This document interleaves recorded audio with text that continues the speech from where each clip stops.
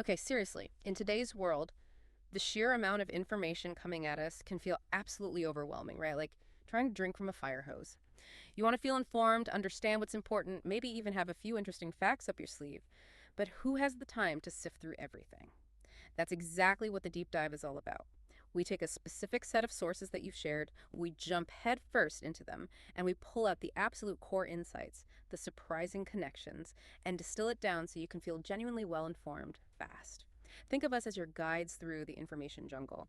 And for this particular deep dive, we've been exploring Gareth Knight's book, Magical Images, which is described as a practical handbook focused on creative visualization and meditation.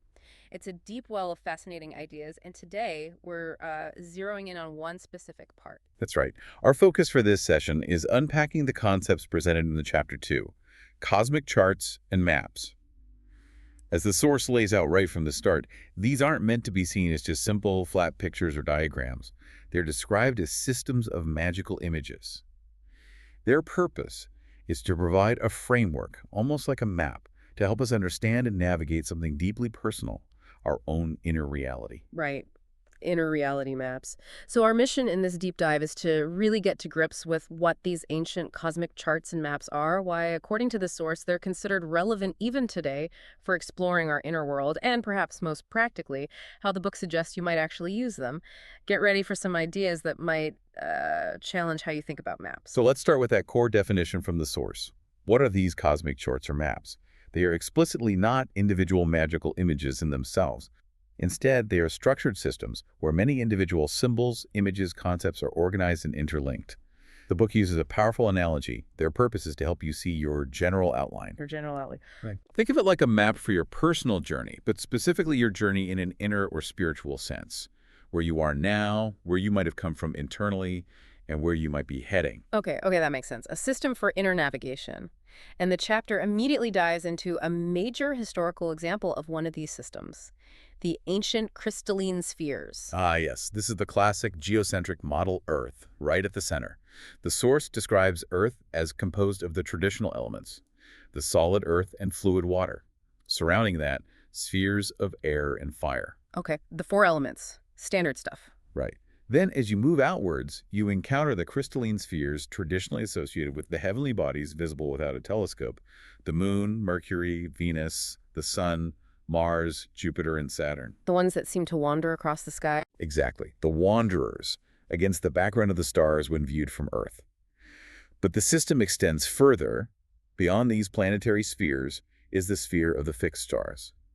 And the source is careful to point out, this includes not just the 12 constellations of the zodiac we commonly hear about, but the 48 ancient constellations that held symbolic significance. 48. Wow, okay, not just the 12. Yeah, it's a broader picture. Then, beyond that, the primum mobile, often called the first mover. This is the outermost sphere of created reality, and the source associates it strongly with the sphere of the angels. It mentions the traditional 9 orders of angels. Hierarchies of angels. Exactly.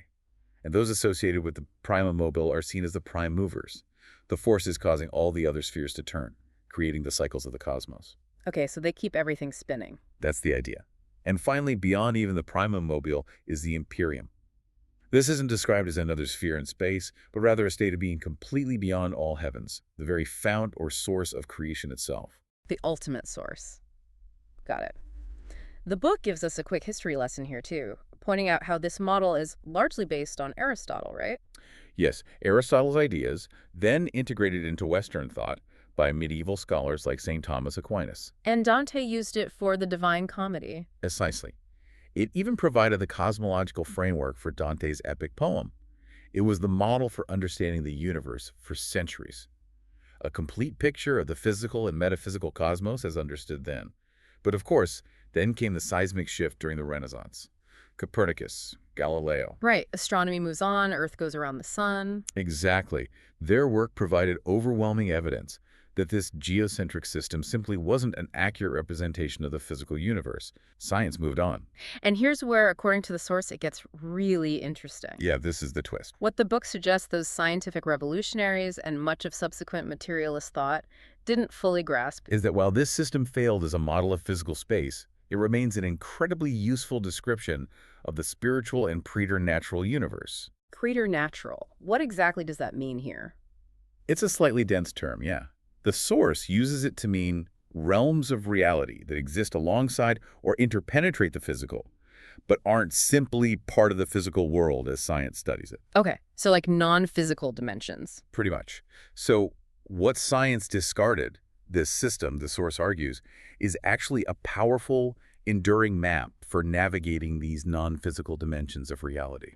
So hang on. What was considered an outdated scientific error is presented here as a potentially valid map for your inner cosmos. That's quite a mind shift. It really is. And the source explains why this ancient model retains its spiritual potency.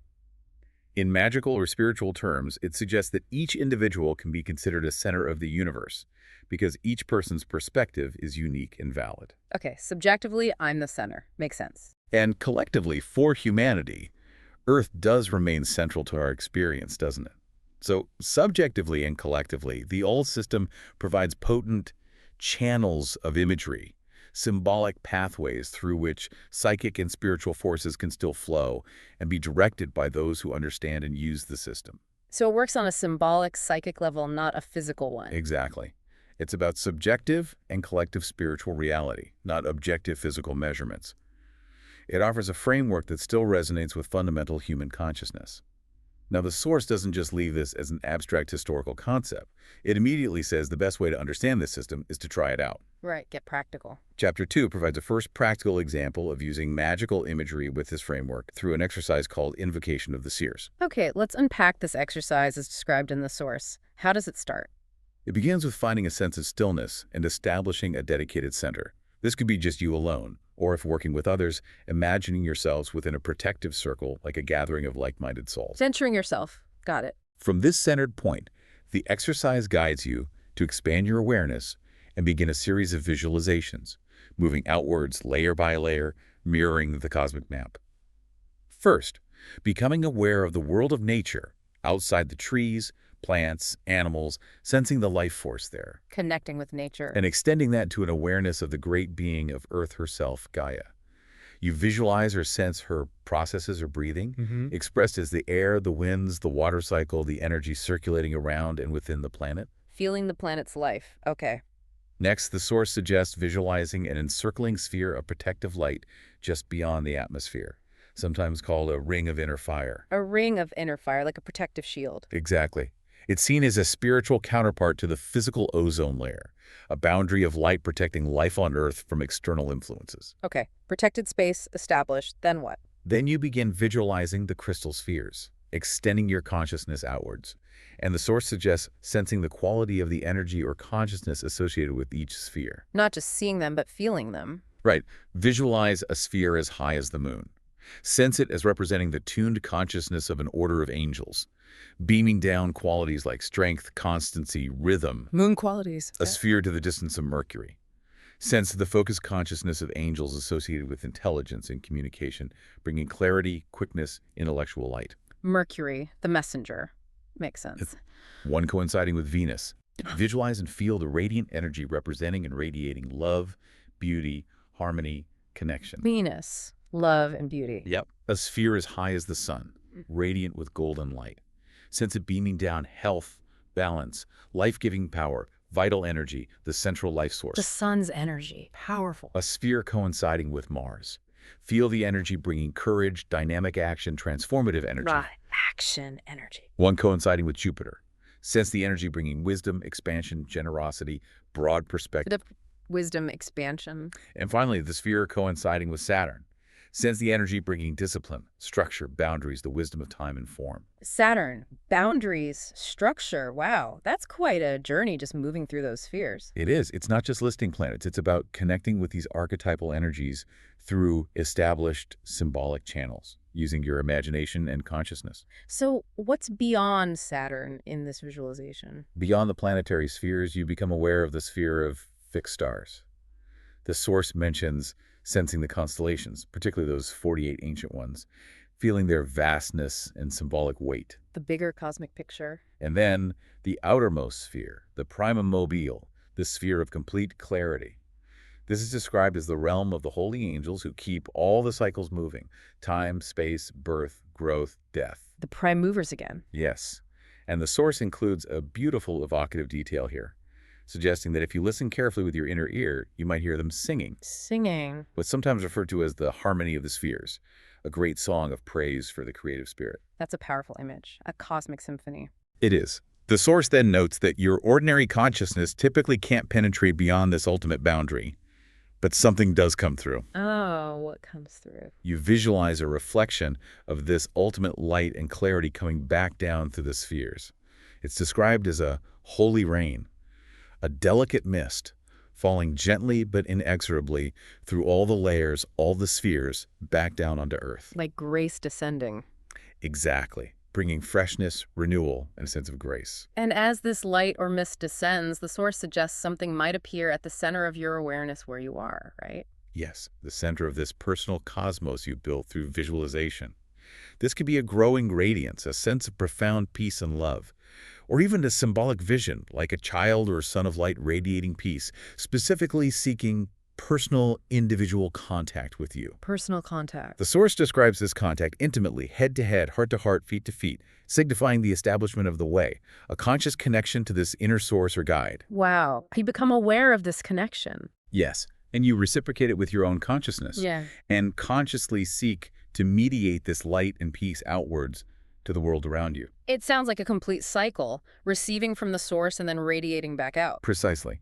And the final instruction for this particular exercise is usually to let the vision gently fade and return your attention to your present duties, integrating the experience, unless you are specifically continuing with further practice.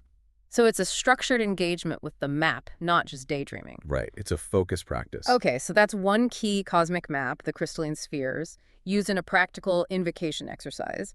But the chapter doesn't stop there. It introduces another equally significant system, the Tree of Life of the Kabbalah. Ah, yes, the Tree of Life.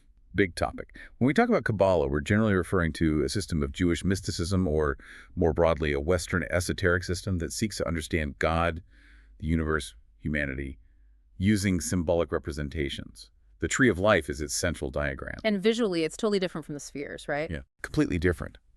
The source describes it as a pattern of triangles and squares, essentially a network of 22 paths connecting 10 circles or spheres, which are called Sephiroth. Sephiroth. Think of the Sephiroth as divine emanations or fundamental aspects of creation and consciousness.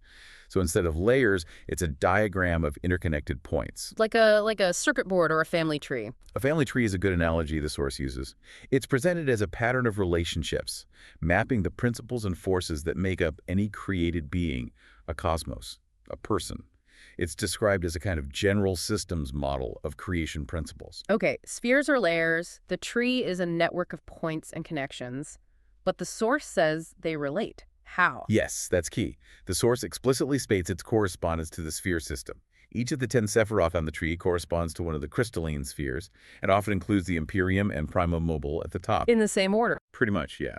Correlating in the same order as we moved outwards through the spheres. The standard way they're mapped is in a zigzag sequence, often called the lightning flash, starting at the top, associated with the Imperium Primum Mobile fixed stars, and descending downwards through the planetary spheres all the way to the bottom circle, Malkuth, which corresponds to the Earth sphere. Okay, so they map onto each other.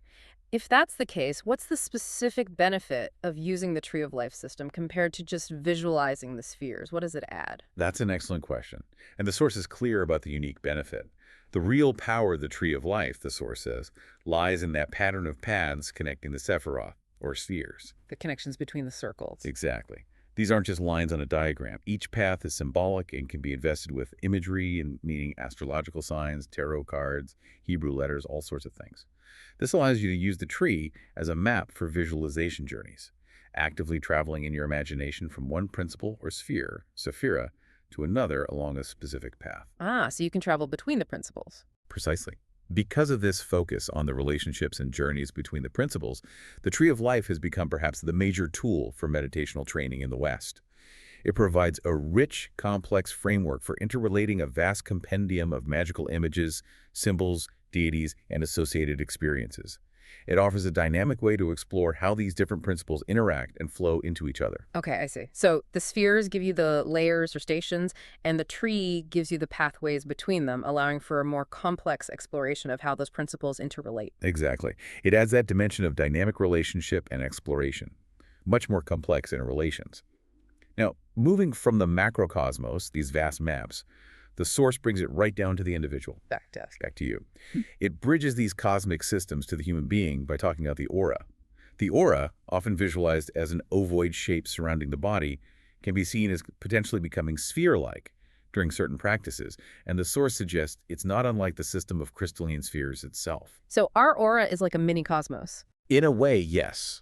Furthermore, the aura is understood to contain energetic points, power centers, that correspond directly to the spheres and the points, the Sephiroth, on the tree of life. Okay, so our own energetic field contains a miniature version of these cosmic maps. That's the core idea. That's the idea. And here, the source emphasizes a really crucial point about the Western magical methods it describes, particularly when working with imagination and magical images within the aura. Okay, what's the crucial point?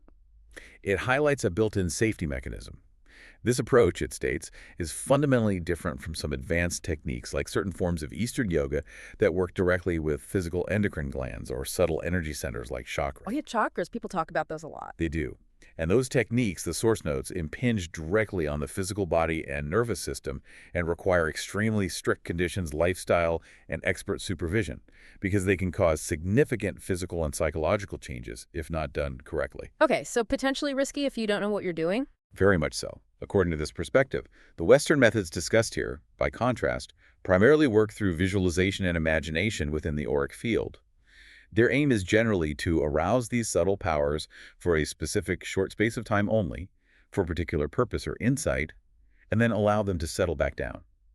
Ah, okay. So it's not about permanently altering your physical system in the same way? Not directly, no. It's described as being more about temporarily activating symbolic energies. The source uses an analogy. It's like learning basic first aid versus learning advanced surgery. Both involve understanding the body, but the potential risks and required expertise are vastly different. That's a really helpful distinction. It clarifies that this isn't about trying to manipulate deep physical energies directly in that sense, but about building a framework of powerful symbolic images safely within the dynamics of your own aura. Precisely. Yeah. And Chapter 2 then briefly outlines a core process for doing this safely within your own aura, which is often called the middle pillar exercise, though it includes more than just the central line here. The middle pillar. Okay, how does that work according to the source? It starts with establishing a basic vertical polarity within your own energetic space, visualizing a disk of brilliant diamond light above your head. The spiritual connection. Representing your spiritual principle or divine spark, yes.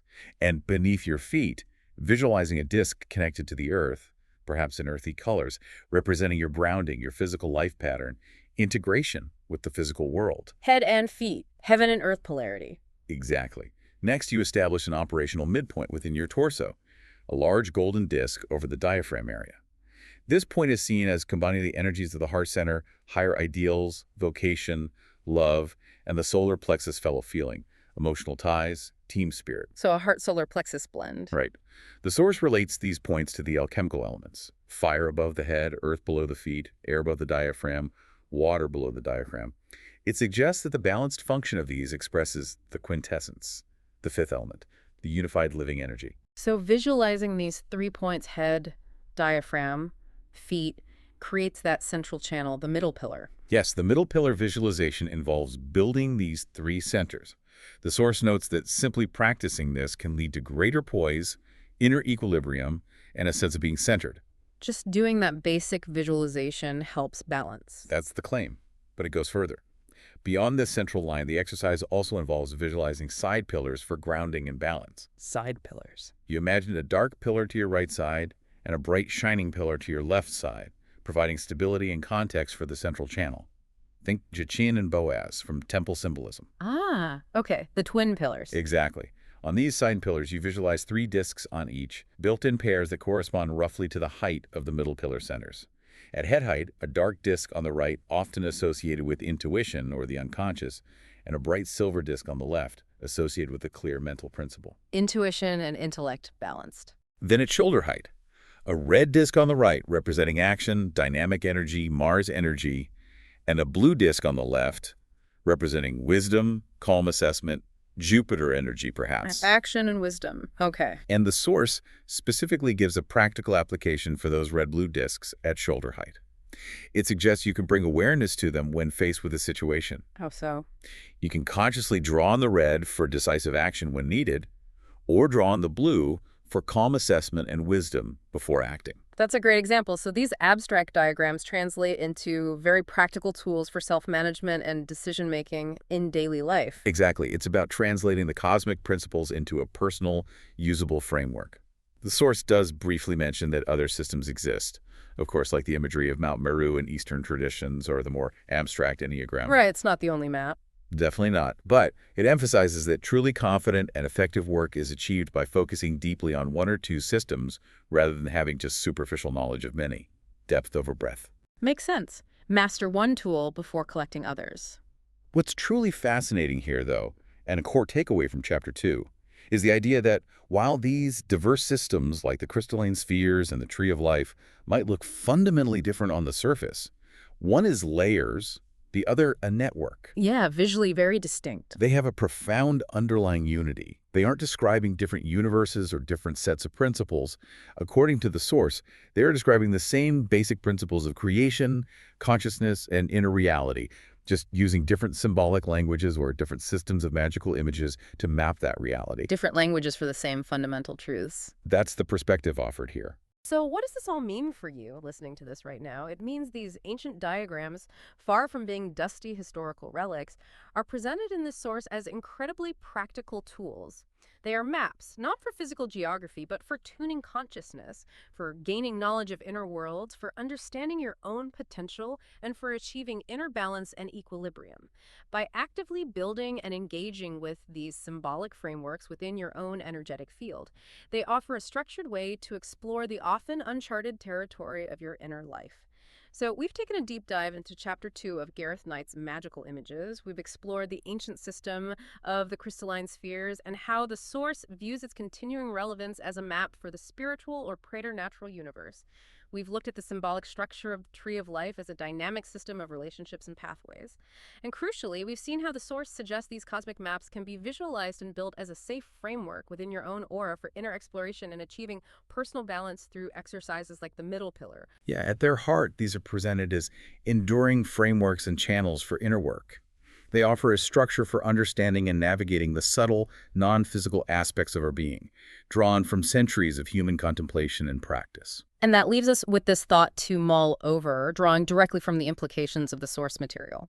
If these intricate ancient diagrams, first conceived through observation of the outer cosmos and deep introspection into the inner world, can still offer such a powerful, structured way to understand our inner lives and connect with aspects of reality beyond the purely physical, what does that suggest about the fundamental nature of consciousness itself? Are these maps simply psychological constructs, maybe useful metaphors, or do they point to deeper, perhaps timeless patterns that truly connect the microcosmos within us to the macrocosmos around us? What might your exploration of these inner territories reveal?